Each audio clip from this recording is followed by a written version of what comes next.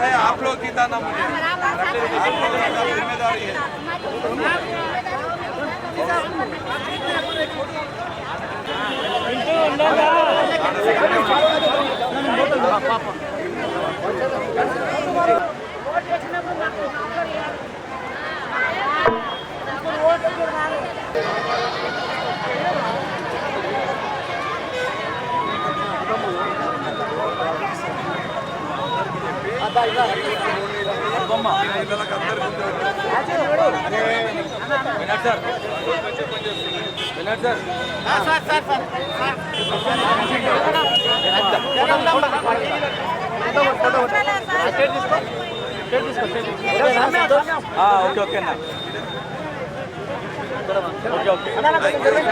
తోటి రేవతన్నకు గిఫ్ట్ ఇద్దామని మనవి. Thank you.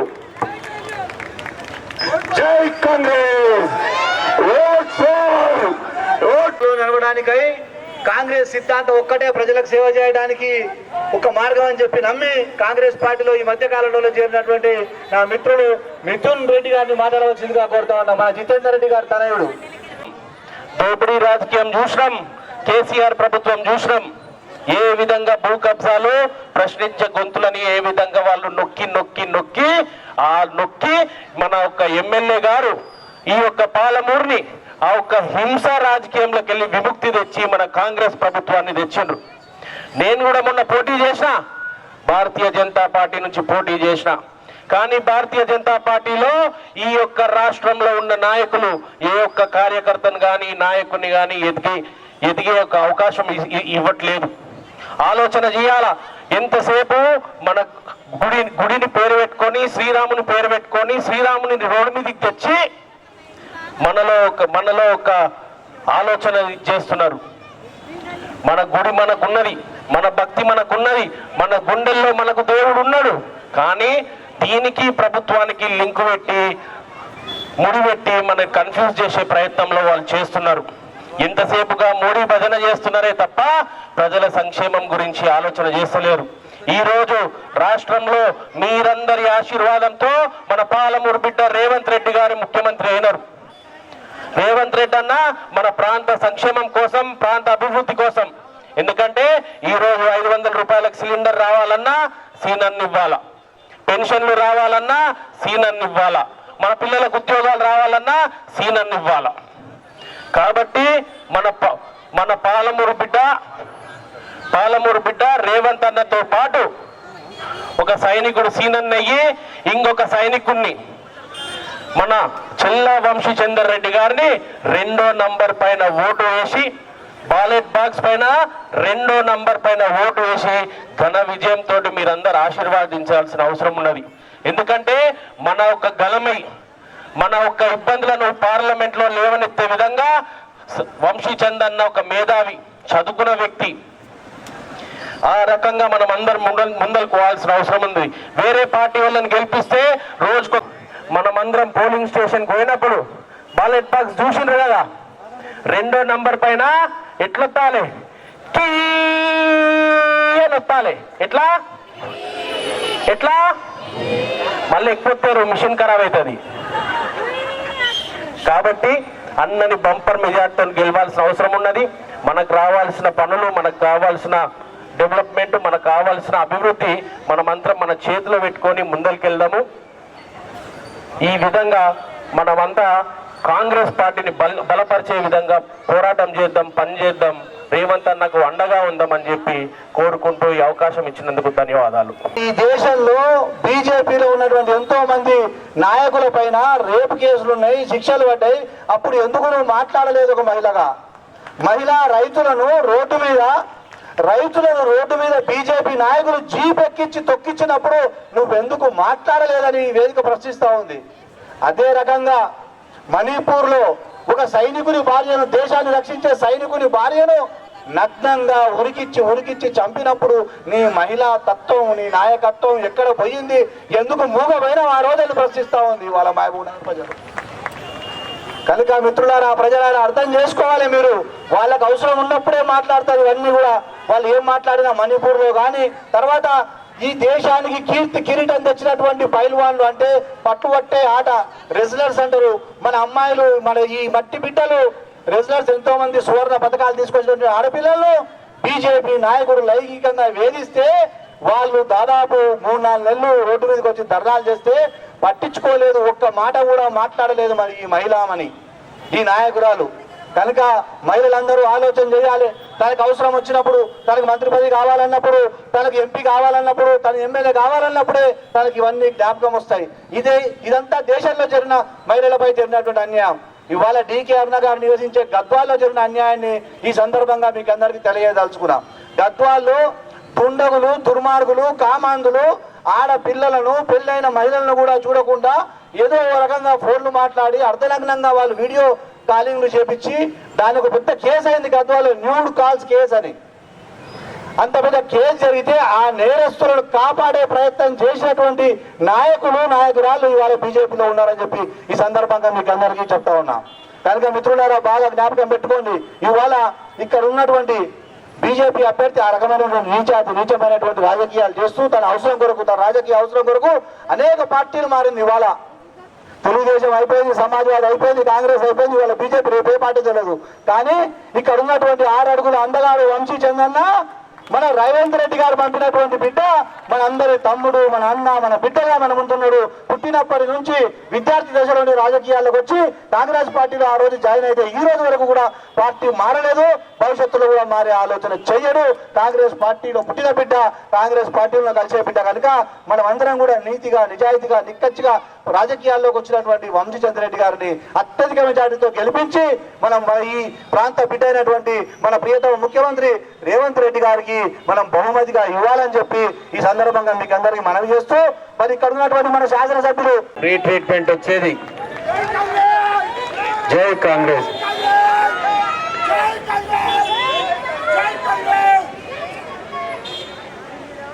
ఇప్పుడు మళ్ళా ఆ స్కీమ్ మొదలైంది.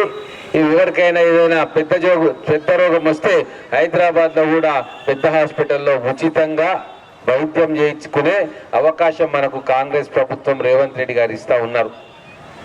ఈ మధ్యనే రైతులు, భూమి ఉన్న రైతులకు కూడా రైతు బంధు పూర్తిగా వచ్చింది. నిన్న మొన్న రైతు రుణమాఫీ గురించి కూడా ముఖ్యమంత్రి గారు ప్రకటించారు.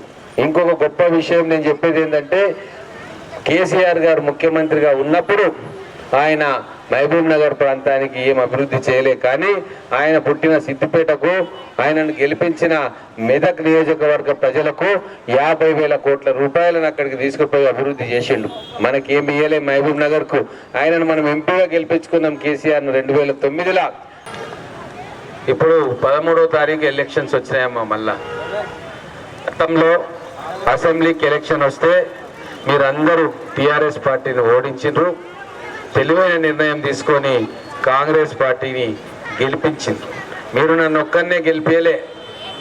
మీరు ఎంత ఆలోచన చేసిన తెలివైన నిర్ణయం అంటే, మొత్తం మహబూబ్ నగర్ జిల్లాలో ఉన్న ఆడబిడ్డలు, అన్న తమ్ముళ్ళు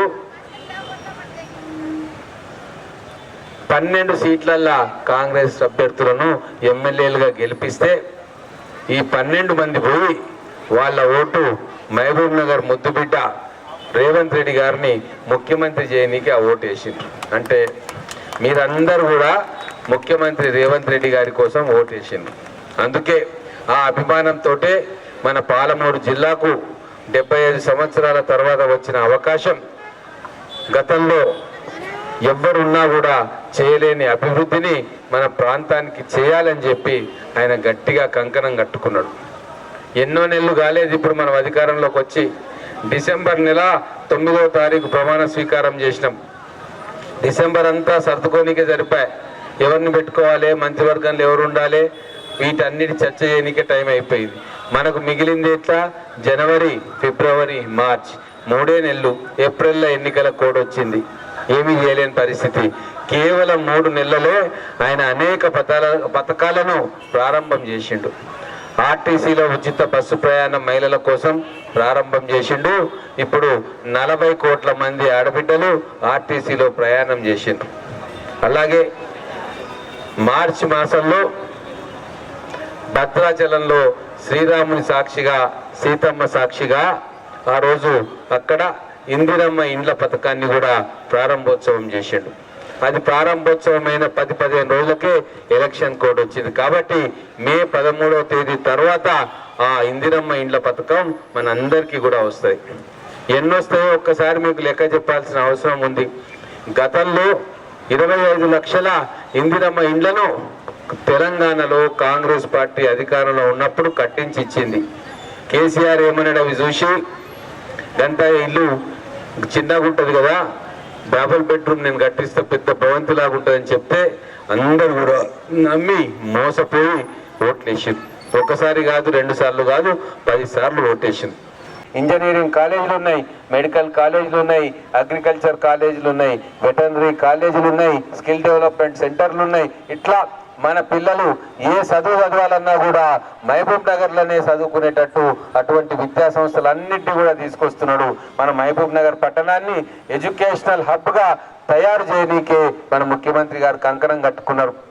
మనకు తల మీద నీడనిస్తున్నాడు, మన పిల్లలకు చదివిస్తున్నాడు, తినడానికి 3 పూటల మనం ఆరోగ్యకరంగా పని చేసుకోవడానికి పని కూడా కల్పిస్తున్నారు మన ముఖ్యమంత్రి గారు. మరి ఇటువంటి ముఖ్యమంత్రి గారికి ఈ ఎన్నికల్లో మనం అండగా నిలబడాల్సిన అవసరం ఉంది. మనము ఆయనను గట్టిగా నిలపాల్సిన అవసరం ఉంది. మెదక్ జిల్లాలో ఎట్లయితే కేసీఆర్ గారికి ఇన్ని సంవత్సరాలు ఓటేసి అభివృద్ధి నిధులు తీసుకొని పోయినరో, అట్లనే ఈరోజు పాలమూరు ప్రజలు కూడా కాంగ్రెస్ పార్టీ అభ్యర్థిగా ఉన్న చెల్లా వంశీచంద్ర రెడ్డి గారిని రేవంత్ రెడ్డి గారు పంపిన మనిషిగా బ్రహ్మాండమైన మెజార్టీతో గెలిపించి రేవంత్ రెడ్డి గారికి రిటర్న్ గిఫ్ట్ ఇవ్వాల్సిన బాధ్యత మనకుంది. తెలివితోటి ఆలోచనతోటి మనం ఈరోజు ఓటింగ్ చేయాలి. ఎందుకంటే పొరపాటు చేస్తే మన భవిష్యత్ అంధకారం అవుతుంది. వాళ్ళు వీళ్ళు చెప్పిన మాటలు విని పిల్లలు కొంతమంది బీజేపీ పిల్లలు అక్కడిక్కడ వచ్చి రకరకాల మాటలు చెప్తా ఉన్నారు. వాళ్ళ మాటలు నమ్మొద్దు. వాళ్ళ చేతిలో ఏం లేదు. వాళ్ళ ఎంపీ అభ్యర్థి ఒకవేళ గెలిచినా ఏం చేయడానికి ఆస్కారం లేదు. ఇక్కడ కౌన్సిలర్ కాంగ్రెసే, చైర్మన్ కాంగ్రెసే, ఎమ్మెల్యే కాంగ్రెసే, రేపు ఎంపీ కూడా కాంగ్రెస్, ముఖ్యమంత్రి గారు కూడా కాంగ్రెస్ పార్టీ నుంచి ఉన్నారు. కాబట్టి ఏ పని కావాలన్నా, మీకు ఇందిరమ్మ ఇండ్లు రావాలన్నా, పింఛన్ల పేర్లు ఎక్కాలన్నా, తెల్ల రేషన్ కార్డు రావాలన్నా, రేషన్ షాపుల్లో సన్న బియ్యం మీకు రావాలన్నా, మన పిల్లలకు ఉద్యోగాలు కావాలన్నా, ఏది కావాలన్నా కూడా కాంగ్రెస్ ప్రభుత్వమే చేస్తుంది. కాబట్టి మనము అక్కడిక్కడ ఆలోచించకుండా పూర్తిగా కాంగ్రెస్ పార్టీకి పట్టం కట్టాల్సిన అవసరం ఉంది. మధ్యలో ఈ బీజేపీ వచ్చి చేరితే మన అందరికీ ఇబ్బందుల పాలవుతాయి, గ్రూపులు తయారవుతాయి, నీవు నేను అని చెప్పి పీకులాట మొదలవుతుంది. ఈ వర్గం పిల్లలు వాళ్ళ మీద దాడి చేస్తారు, వాళ్ళు వీళ్ళ మీద దాడి, మొత్తం పాలమూరంతా అల్ల కల్లోలం అవుతుంది. ఇప్పుడు పాలమూరు ప్రశాంతంగా ఉంది, మహబూబ్ నగర్ శాంతిగా ఉంది, ఎటువంటి అల్లర్లు లేవు, వ్యాపారాలు బ్రహ్మాండంగా సాగుతూ ఉన్నాయి, ఎవరికి బెదిరింపులు వస్తలేవు, ఎవరికి దౌర్జన్యాలు లేవు, ఎవరు కూడా ఎవరి పని వాళ్ళు హాయిగా చీకు చింత లేకుండా చేసుకుంటున్నారు. మరి ఇటువంటి వాతావరణం కొనసాగించాలంటే ఖచ్చితంగా కాంగ్రెస్ పార్టీకి ఓటు వేయాలని చెప్పి మీ అందరినీ కూడా కోరుకుంటా ఉన్నా. చివరగా గారి పాలన పైన మోడీ గారి పాలన 10 సంవత్సరాల్లో అది 100 రూపాయలు 110 రూపాయలకు తీసుకుపోయిండు. దానివల్ల నిత్యావసర వస్తువుల ధరలన్నీ కూడా పెరిగిపోయినాయి. మనకు ఉప్పు, పప్పు, చింతపండు, నూనె, చక్కెర, బెల్లం అన్ని వస్తువుల ధరలు కూడా పెరిగిపోయినాయి. ఎందుకంటే ఏ వస్తువులు మహబూబ్ నగర్ తీసుకురావాలన్నా మోటార్ల మీద తీసుకురావాలి, టీసీఎంలల్లో, లారీలల్లో, టెంపోలల్లో తీసుకురావాలి. వాటికి పెట్రోలు డీజిల్ పోస్తే కానీ అవి నడవవు. మరి ఇంత దూరం తీసుకొస్తే గతంలో 1000 రూపాయలు అయ్యేది ఇప్పుడు 3000 రూపాయల దాకా ఖర్చు అవుతుంది. కాబట్టి ఆ ఖర్చులంతా మన వస్తువుల మీద పెడుతున్నారు. చివరికి ఆ వస్తువుల రేట్లు పెరిగి మనకు నిత్యావసర వస్తువుల ధరలు పెరిగినాయి.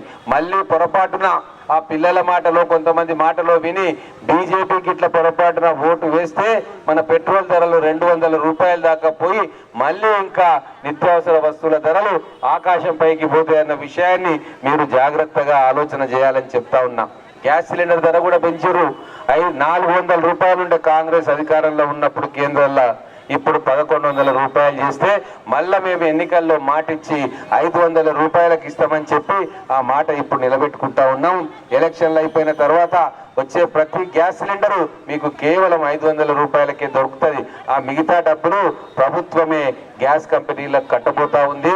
అట్లా మాట్లాడుకున్నారు గ్యాస్ కంపెనీలతోటి, అంగీకార పత్రాలు కూడా రాసుకున్నారు. కాబట్టి మీరు చింత చేయాల్సిన పని లేదు.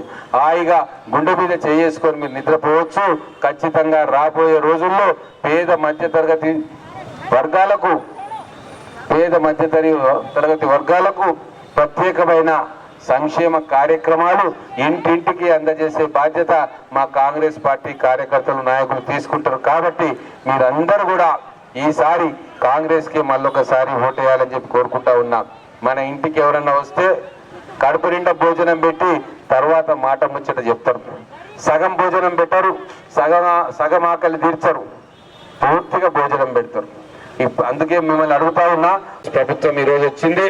మీ అందరికీ కూడా ప్రతి ఆడబిడ్డకు ఇల్లు లేని వాళ్లకు, ఇక్కడ చాలా మంది ఉన్నారు వాళ్ళకి ఇల్లు లేదు, కిరాయిలలో ఉంటున్నారు, వాళ్ళందరికీ కూడా 5 లక్షల రూపాయలు వాళ్ళ అకౌంట్లో ఇల్లు కట్టుకోవడానికి కాంగ్రెస్ గవర్నమెంట్ వేస్తుంది. ఎందుకు ఈ మాట చెప్తున్నామంటే, గవర్నమెంటే కట్టేయాలంటే కాంట్రాక్టర్లు సగం మింగుతారు, ఉన్న ఆఫీసర్లు కొంత తీసుకుంటారు, మధ్యవర్తులు కొంత తీసుకుంటారు, చివరికి మిగిలేది 0 అవుతుంది. కాబట్టి అట్లా కాకుండా మన ఆడబిడ్డల అకౌంట్లోనే వేస్తే వాళ్ళే, ఆ కుటుంబమే జాగ్రత్తగా ఆలోచన చేసి నాణ్యమైన ఇల్లు కట్టుకుంటారన్న ఉద్దేశంతో డైరెక్ట్గా మీ అకౌంట్లోకి వేసే కార్యక్రమం మొదలు పెడతా ఉన్నాం. చూస్తే మీకు వచ్చే లాభం ఏం లేదు. అటు కాకుండా ఇటు కాకుండా పోతాం. వీళ్ళు దగ్గరికి రారు, వాళ్ళు దగ్గరికి రారు, గందరగోళమైన పరిస్థితులు అవుతాయి. కాబట్టి ఒక అడుగు మీరు వేసిండ్రు కాంగ్రెస్ వైపు, ఇంకో అడుగు కూడా వేస్తే పూర్తిగా మీరు కాంగ్రెస్ సభ్యులు అయిపోతారు, కాంగ్రెస్ పార్టీ అభిమానులు అయిపోతారు.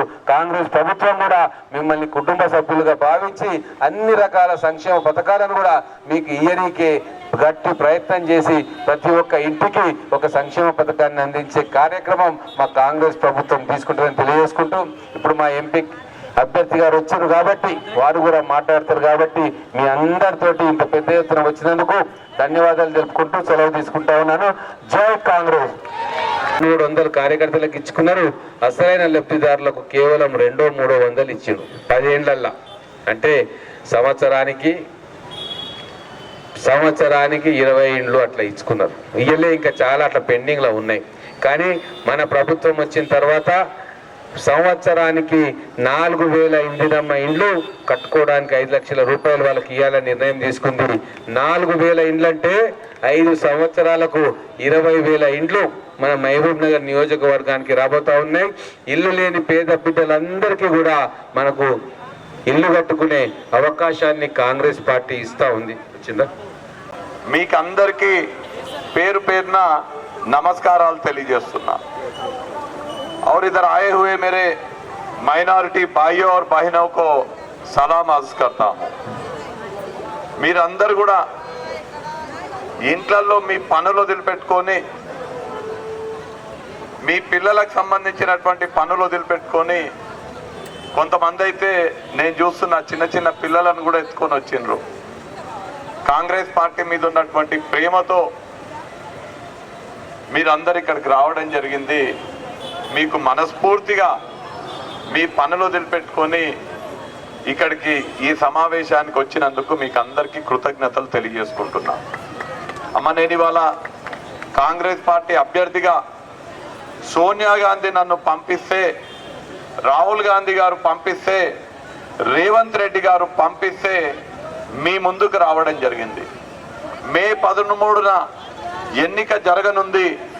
మే 13న మీ అందరూ కూడా పొద్దున్నే లేచి 7ంటికి పోలింగ్ బూత్కి పోయి ఓటు వేయబోతున్నారు.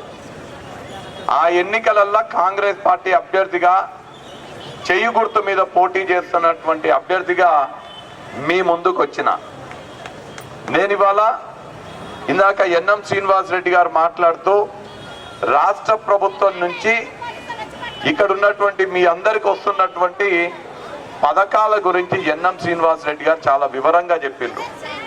మా వినోదన్న మాట్లాడుతూ చాలా చక్కగా ఇక్కడ పోటీ చేస్తున్నటువంటి అభ్యర్థుల గుణగణాల విషయంలో చాలా వివరంగా మీకు చెప్పడం జరిగింది.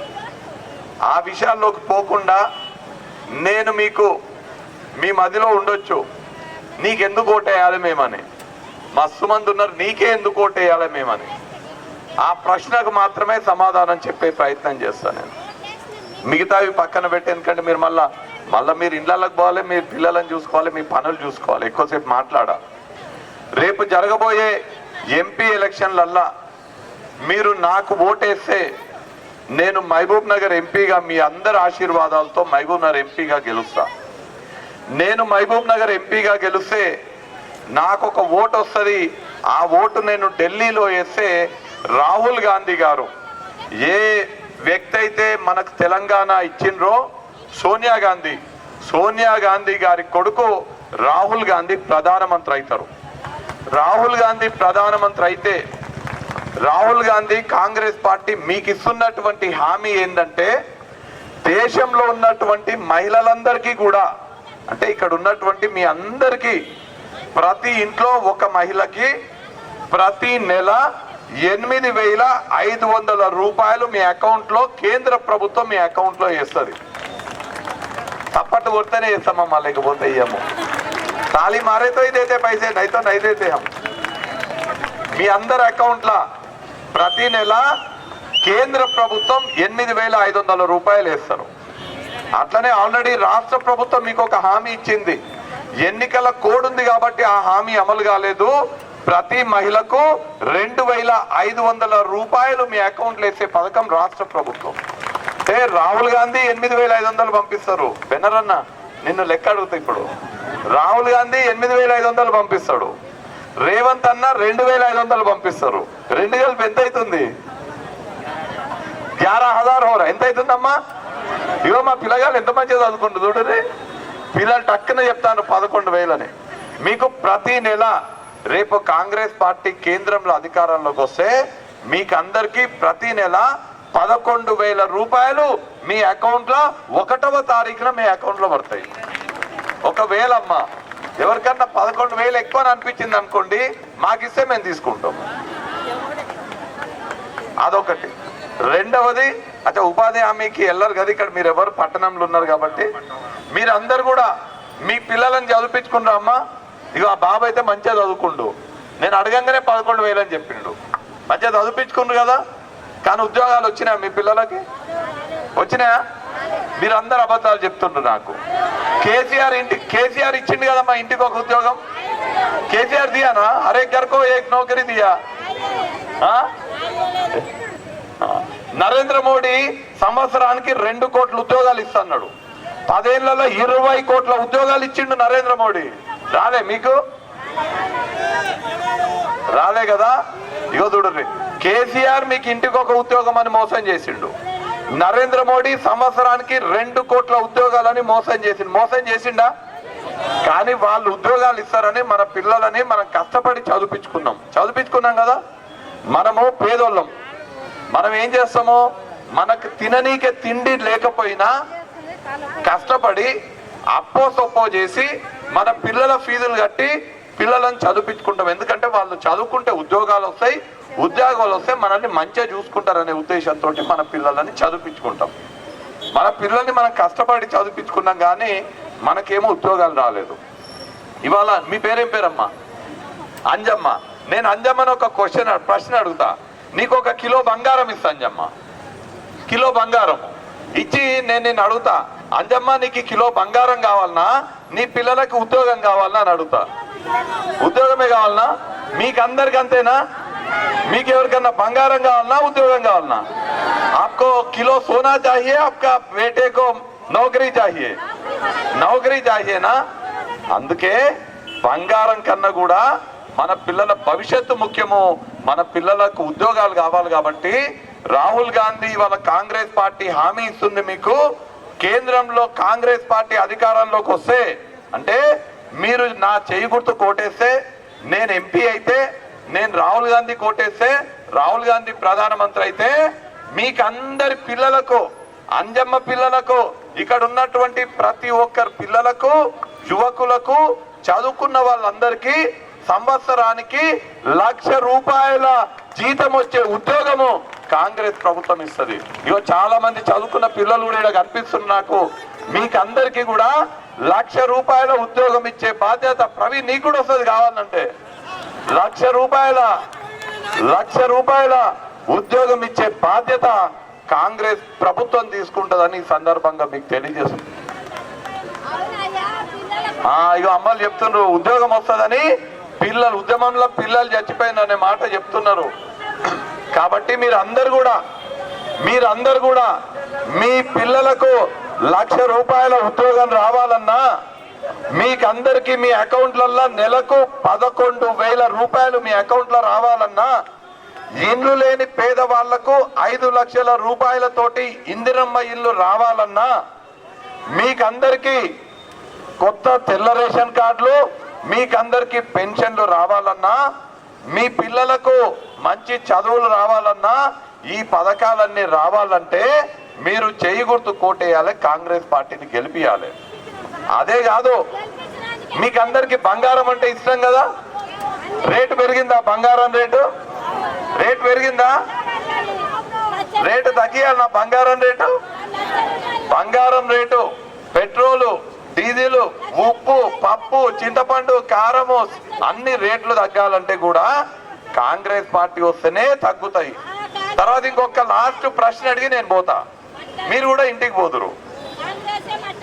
కాంగ్రెస్ పార్టీ అధికారంలో ఉన్నప్పుడు సిలిండర్ రేట్ ఎంత ఉండమ్మా? 400 ఉండే కదా. 400 అవుతానా చెప్పు. కాంగ్రెస్ పార్టీ సర్కార్ మీద 400 ఉండే కాంగ్రెస్ పార్టీ అధికారంలో ఉన్నప్పుడు. బీజేపీ అధికారంలోకి వచ్చినాక ఎంత అయింది? 1200, 1100. ఆటో కిరాయి, ఆటో ఆయనకి ఇచ్చే అవన్నీ కలిపితే 1200 అవుతుంది. అంటే చెయ్యి గుర్తుంటే 400, పువ్వు గుర్తు వస్తే 1200 అయింది. ఒక్కసారి పువ్వు గుర్తు వస్తే 4 12 అయింది. మల్లగిన పువ్వు గుర్తు వచ్చింది అనుకోర్రి 2400 అవుతుంది.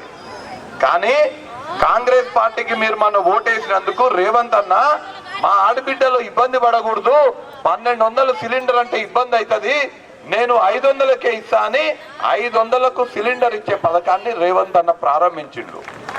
నేను ఇవాళ మిమ్మల్ని ఒక్కటే అడుగుతున్నా, మీకు సిలిండర్ 2500 కావాలన్నా 500 కావాలన్నా? మీకు 2500 కావాలన్నా? 500 కావాలి కదా. 500కు సిలిండర్ కావాలంటే మీరు ఏ గుర్తు కోటేయాలి? అంతే కదా. 500కి మీకు అందరు కావాలి కాబట్టి మీరు చేయి గుర్తు కోటేయాలి.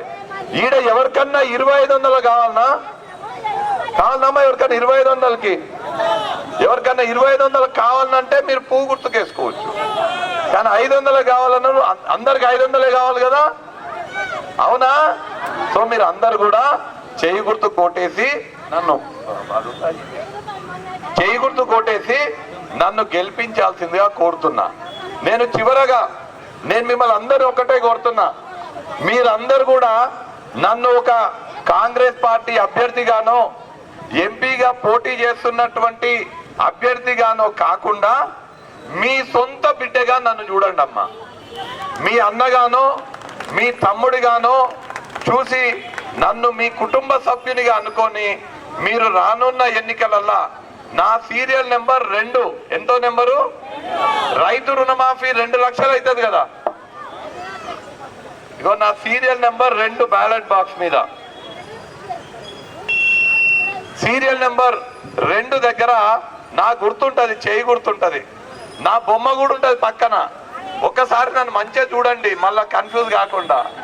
ఆడ బొమ్మ ఉంటది, నా బొమ్మ చూసి, నా గుర్తు చేయి గుర్తు చూసి ఈ పిల్లగాడు మంచోడు, ఈ పిల్లగానికి ఓటేయాలని వేయండి అమ్మా. నీ కొడుకు అనుకోండి, నన్ను మీ కొడుకు అనుకొని, మీ సొంత బిడ్డను అనుకొని నన్ను గెలిపియాల్సిందిగా మిమ్మల్ని అందరినీ కోరుతున్నా. మీరందరు మాటిస్తారు కదా నాకు. ఒక్కసారి చేయి లేపి మాటియాలి. హస్తం గుర్తుకే, చేతి గుర్తు. అమ్మ కొంతమంది లేపుతలేరు, వాము చేతి గుర్తుకే. మొగోళ్ళు మీరే లేపుతలేరు. చేతి గుర్తుకే. మా అమ్మలేమో అందరు మంచిగా గట్టిగా చెప్తున్నారు నాకు ఓటేస్తామని, మీ వాళ్ళే చెప్తలేరు.